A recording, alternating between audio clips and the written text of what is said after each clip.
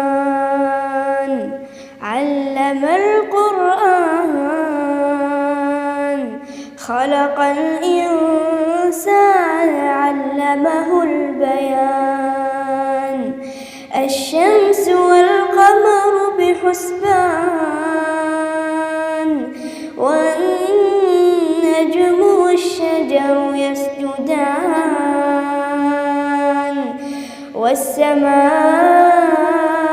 رفعها ووضع الميزان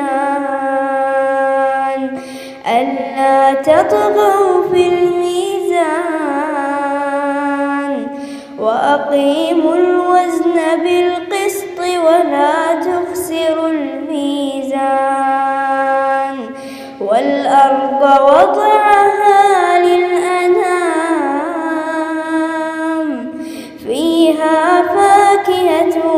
والنخل ذات الأكمام والحب ذو العصف والريحان فبأي آلاء ربكما تكذبان خلق الإنسان من صلصال كالفخار وخلق الجن من مارج من نار فبأي آلاء ربكما